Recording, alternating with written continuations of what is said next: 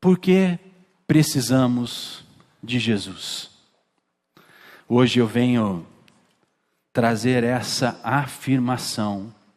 Nós precisamos de Jesus, mas queremos entender o porquê precisamos de Jesus, amém? Por isso eu queria convidar você, por favor, a abrir a sua Bíblia, se você pode, em 1 João, capítulo 1, 1 João, capítulo 1, do versículo 5 até o versículo 10, e vamos encerrar lendo 1 João, capítulo 2, versículos 1 e versículo 2. Então nós vamos ler 1 João 1, 5 a 10 e 1 João 2, 1 e 2. Amém?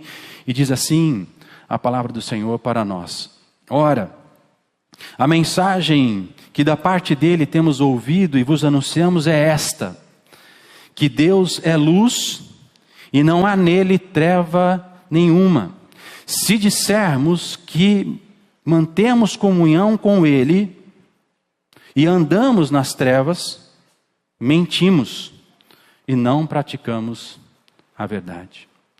Se, porém, andarmos na luz, como ele está na luz, mantemos comunhão uns com os outros.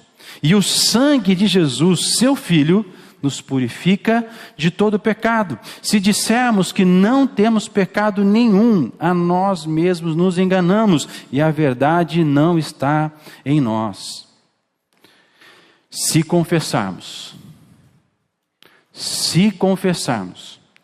os nossos pecados, ele é fiel e justo para nos perdoar os pecados e nos purificar de toda injustiça.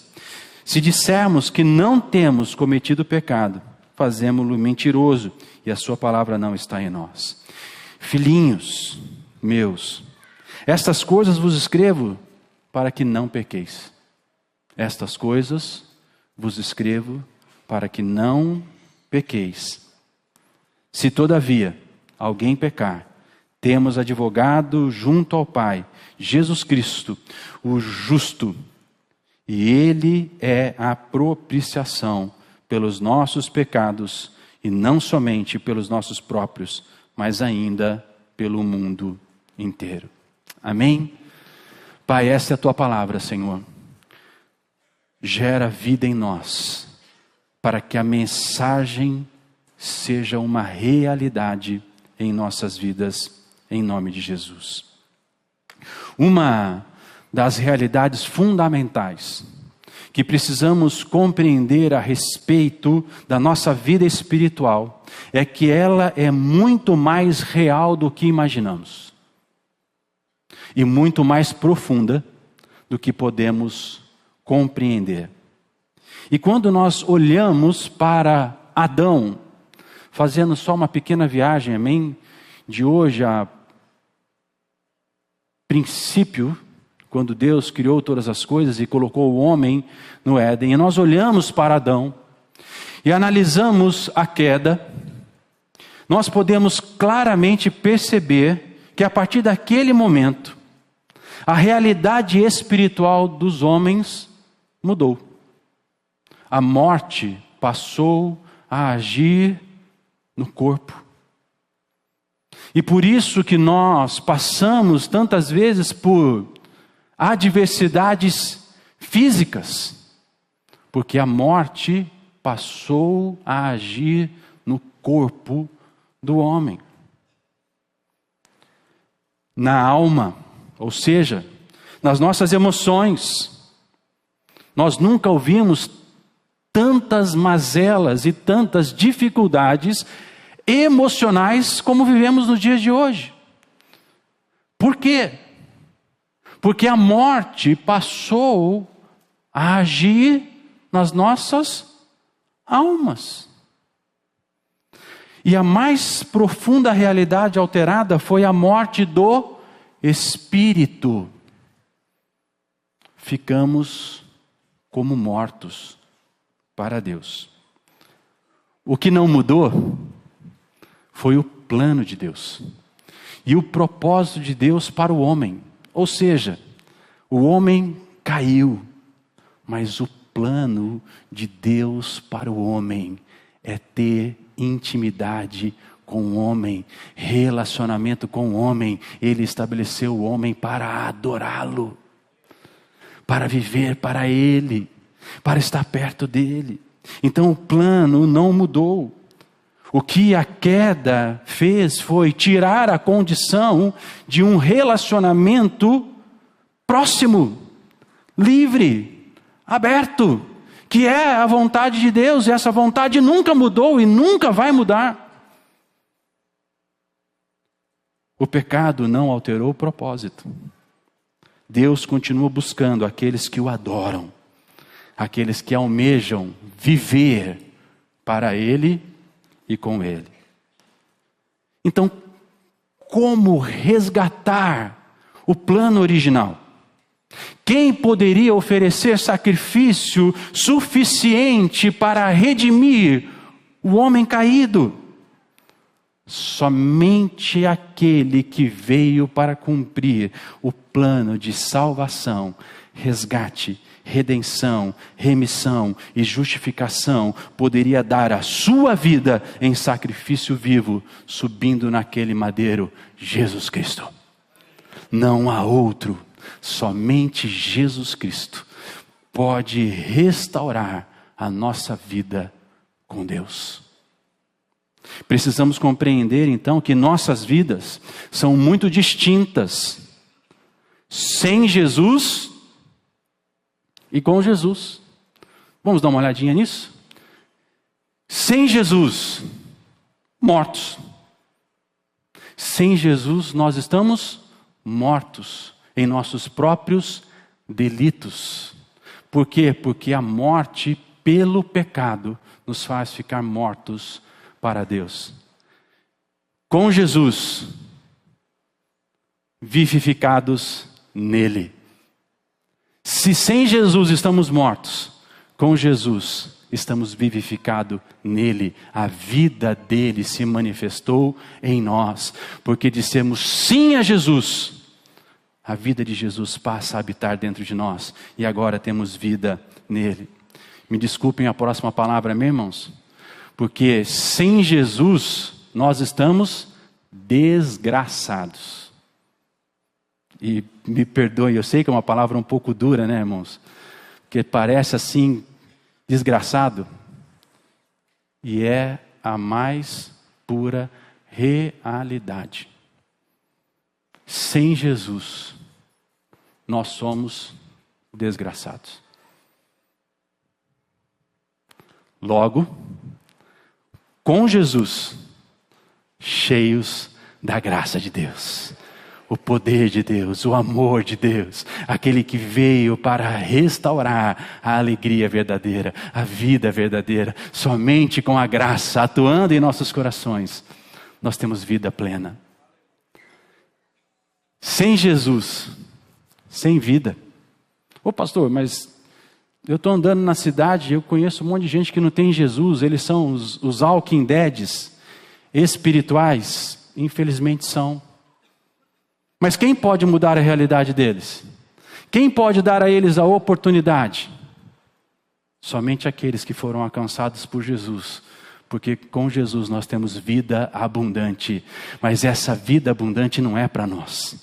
Meus irmãos, por favor, entendam isso. Nós não estamos falando de prosperidade, nós não estamos falando de bens, nós não estamos falando de ter coisas, nós não estamos falando que nós não vamos ter dificuldades, amém, irmãos? 1 ano para conseguir um emprego, 1 ano, meus irmãos, pensa a tensão do coração.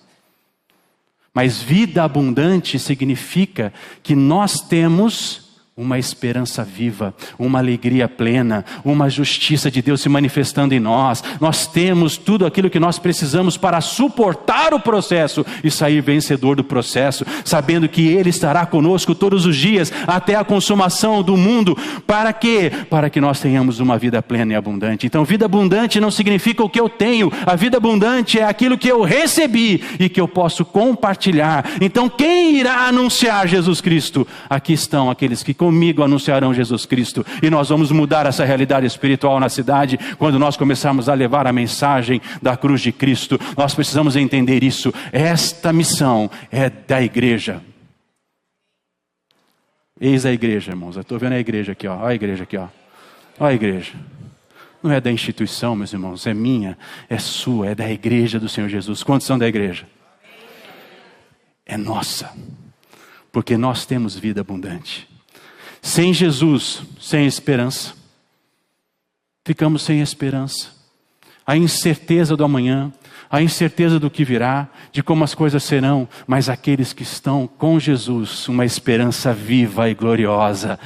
O deserto está ali, mas Deus faz mananciais jorrar no meio do deserto. A luta está ali, mas nós recebemos a força do poder do Espírito Santo, porque a minha força se aperfeiçoa na vossa fraqueza. Quando vocês são fracos, aí que vocês são fortes, porque já não dependemos mais de nós mesmos, mas dependemos daquele que vive e reina para todos sempre, e Ele nos fortalece para isso. Sem Jesus, perdidos. Irmãos, não tem GPS no mundo que nos faça ser achados. Porque sem Jesus nós estamos totalmente perdidos. Nossas escolhas, nossas opções, nosso caminhar, nosso viver é sem vida, sem esperança, é perdido. Mas aqueles que estão em Cristo Jesus foram achados. Glória a Deus, o seu amor começa a se manifestar em nós, e esse amor vai nos direcionando, esse amor vai nos conduzindo. Sem Jesus, sem destino, com Jesus, um destino glorioso, a vida eterna em Cristo Jesus. Nós temos uma morada celestial preparada pelo Senhor para nós, e ali nós estaremos com Ele. Aqueles que estão com Cristo, a vida eterna e a morada celestial já está garantida. Louvado seja o Eterno por isso, em nome de Jesus. Sem Jesus, em trevas,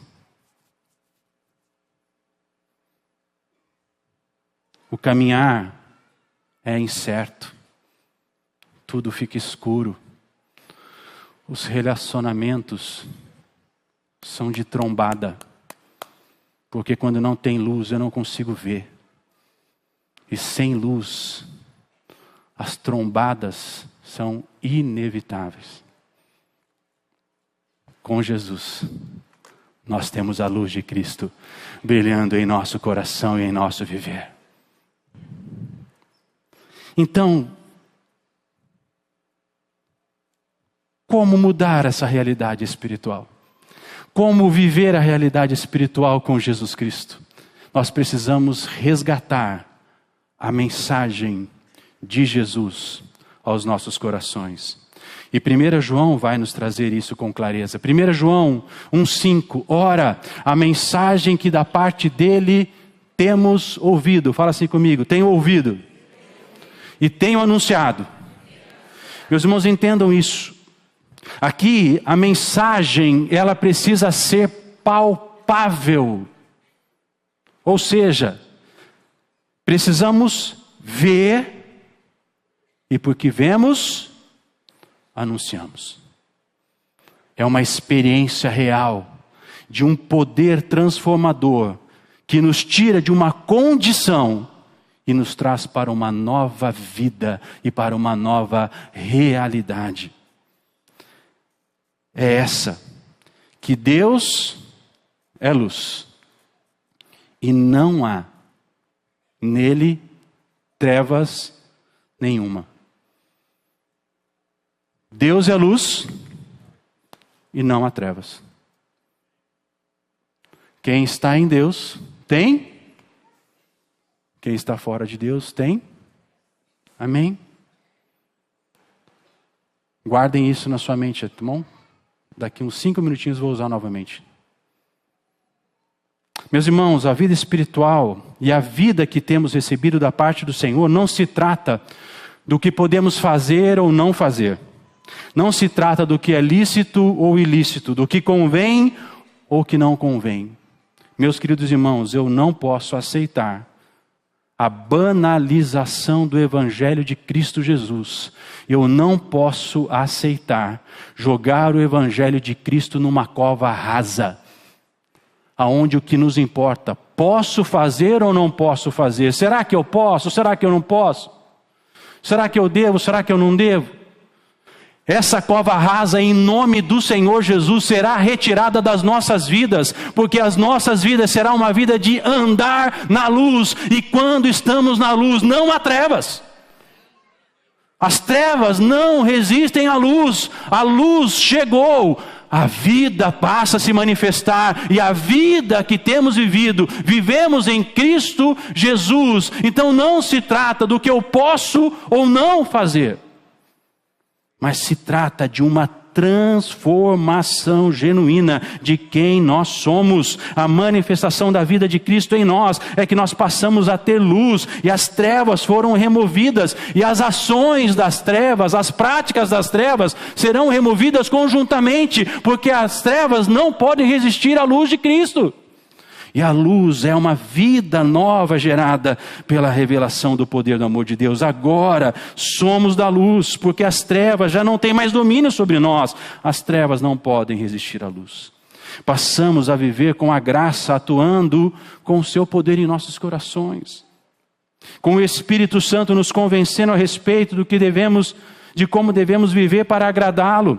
A graça é a vida de Deus atuando em nossas vidas, nos capacitando a viver de um modo agradável ao Senhor. Então a graça é o poder de Deus, mostrando a nós como nós vivemos para adorá-lo, para engrandecê-lo, para exaltar o nome dele, para fazer o nome dele exaltado através das nossas vidas. Não tem nada a ver com o que eu posso ou o que eu não posso fazer. Eu deixo de fazer, porque agora eu sou dele, porque ele é meu, e porque a glória da sua presença traz a santidade dele na minha vida. Não é a minha santidade, é a glória da presença dele que traz a santidade dele em mim, e eu passo a viver em santidade do Senhor e para a sua glória. Então Jesus Cristo veio para garantir isso para nós, transformação de vida. O professor Rodrigo Silva, um arqueólogo muito famoso, muito conhecido, e eu sei que vocês os conhecem muito bem, melhor do que eu, inclusive, acredito eu, né? O Rodrigo Silva tem uma frase célebre que diz assim: a graça é de graça, mas não é barata. Nós nunca saberemos o preço que foi pago naquela cruz, porque quem subiu na cruz e pagou o preço foi Jesus Cristo. Ele subiu naquele madeiro, ele se fez maldição por mim e por você. O meu pecado e o seu pecado foi lançado sobre ele, e porque ele se fez castigo em nosso lugar, o preço foi pago. O preço foi pago para que você pudesse viver uma nova vida, e uma nova vida cheia de graça. A graça é o dom de Deus, um presente maravilhoso que recebemos pela salvação. Nós nunca vamos conseguir compreender o preço, mas o preço foi pago, e porque ele pagou o preço, todos aqueles que creem em seu nome são chamados filhos de Deus, co-herdeiros de Cristo e recebedores da vida eterna. Agora a morte não tem mais poder sobre nós. O poder que opera em nós é o poder da vida. Aleluia! Ó morte, aonde está o seu aguilhão? O poder venceu a morte, o amor venceu a morte, e Jesus Cristo em você, você venceu a morte. Você é livre, livre, livre, livre, livre, livre, livre para viver para a glória dele. Jesus Cristo rompeu com a morte. Mas existem algumas afirmações importantes em 1 João. E ele diz: se dissermos, e ele usa essa expressão algumas vezes, se dissermos que, se andarmos e se confessarmos. Então vamos analisar juntos, por favor, estas três afirmações. Em 1 João 1,6, se dissermos que mantemos comunhão com ele, Irmãos, se dissermos que mantemos comunhão com Ele, Ele é... Amém? Lembra que eu falei que ia voltar aqui? Mas andamos nas... Espera aí. Se dissermos que temos comunhão com a luz, mas andamos nas...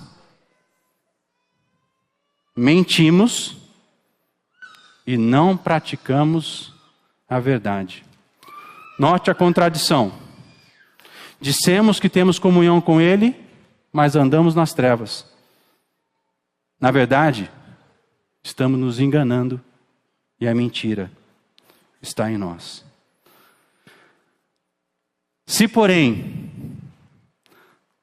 andarmos na luz, agora sim, no lugar certo, amém? Com o Senhor.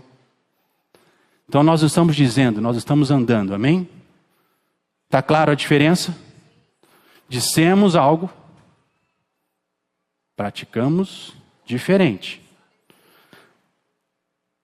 Andamos na luz, na verdade, amém?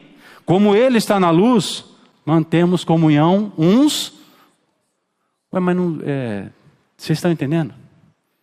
O poder de Deus me faz amar vocês, vocês me amarem, amém? Eu sei que alguns são pessoas, o pastor hoje decidiu trazer uma mensagem evangelística, é isso mesmo, vamos converter os crentes de novo para Jesus Cristo também? Precisamos voltar para Jesus, irmãos. Eu vou pregar quê?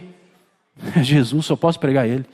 Ele é o único que pode mudar a sua realidade, a sua história, a sua vida, o seu destino. Mas nós estamos perdendo esta visão a respeito do Evangelho. O Evangelho tem um nome e é Jesus Cristo. Só Ele pode mudar a sua história, a sua vida. Não há outro, só Jesus. Mas olha que interessante. Mantemos comunhão uns com os outros e o sangue de Jesus, seu Filho, nos purifica de todo pecado. Então, quando nós andamos verdadeiramente na luz, isso gera comunhão e purificação. Andar na luz é caminhar com a graça, agindo em nosso viver para nos santificar e nos purificar. Olha novamente, meus irmãos, 1 João 1,8. Se dissermos que, novamente, amém? Se dissermos que não temos pecado nenhum, a nós mesmos nos enganamos e a verdade não está em nós. Veja a similaridade do andar em trevas, amém? Nos enganamos. Nos enganamos. Porque na verdade, o nosso corpo de morte ainda está aqui. E se nós dermos vazão a ele, nós vamos dizer algo e viver diferente. Mas em nome do Senhor Jesus, nós vamos viver e ver a glória de Deus se manifestar em nós, amém? Então, como podemos viver essa verdade? Então, João diz assim: se confessarmos os nossos pecados, ou seja, quando nós abrimos a nossa boca em direção a Deus e falamos assim: Deus, eu pequei, destituído estou da sua graça, mas eu creio no seu nome, eu creio no seu sangue, e porque o seu sangue é poder e vida sobre mim, eu confesso o meu pecado, eu deixo o meu pecado, e eu te recebo para a glória do santo nome do Senhor Jesus, e Ele que é fiel e justo, irá te purificar de todo pecado. Se você confessar os seus pecados, Ele é fiel e justo para nos perdoar dos pecados, amém? Só isso? E vocês estão entendendo? O sangue de Jesus nos perdoa, porque Ele cobre os nossos pecados. O Senhor já não pode nos ver mais pela perspectiva do pecado. Agora Ele vai nos ver pela perspectiva do sangue de Jesus, amém? Mas Ele não para nessa perspectiva. Ele continua nos purificando para Ele. Então as nossas vidas agora passam a responder ao confessar o pecado, vivendo na luz, andando na luz, caminhando na luz, e as trevas não terão lugar em nosso viver, amém? A verdade, a graça, passam a atuar em nós pela confissão de nossa condição de pecador, para receber a salvação e o perdão, para que a remissão e a redenção venham gerar em nós aquilo que Jesus Cristo veio fazer na cruz do Calvário. Pela terceira vez o apóstolo nos adverte sobre a contradição entre dizer e viver. Isso não é uma repetição sem propósito, é uma advertência para vivermos a verdade. Olha o que ele diz: se dissermos que, pela terceira vez, se dissermos que nós não temos cometido pecado, fazemo-lo mentiroso e a sua palavra não está em nós.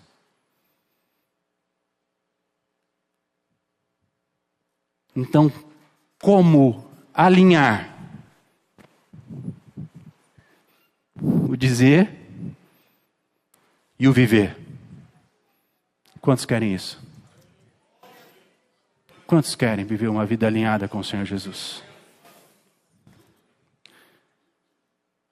Filhinhos, estas coisas eu vos escrevi para que não pequeis. Ele está nos ensinando: andem na luz. Vivam na luz. Porque assim não haverá mais pecados, amém? Foi para isso que Jesus nos resgatou da morte, para que a força do pecado perca a sua força em nossas vidas. Ele nos purifica de todo o pecado pelo seu sangue. Se todavia alguém pecar, temos advogado junto ao Pai, Jesus Cristo, o justo, e acrescentado por mim, o mediador.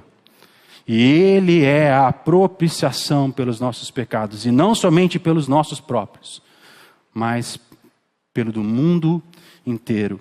E propiciação significa que Ele faz conciliação. Ele nos toma nas suas mãos.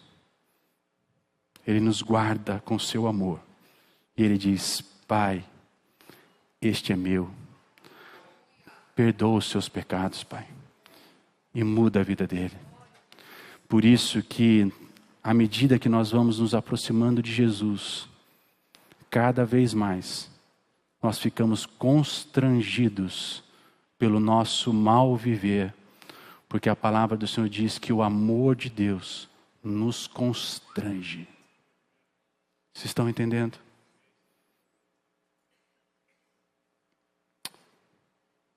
Jesus te toma para que você viva uma vida na luz e na verdade dele. Ele aplaca os efeitos que seriam nossos. É como se ele se colocasse diante de nós. E aquilo que viria sobre nós não vem mais sobre nós, mas vem sobre ele. E ele tranquiliza. Ele deu a sua vida por nós, para que pelo poder da sua graça, nós tenhamos vida nele. Fiquemos cheios da sua graça, tenhamos vida abundante, esperança viva. Fôssemos achados nele e desfrutássemos de um destino glorioso e a luz de Cristo habite em nós. Precisamos de Jesus, porque ele nos resgatou e dele temos recebido a vida.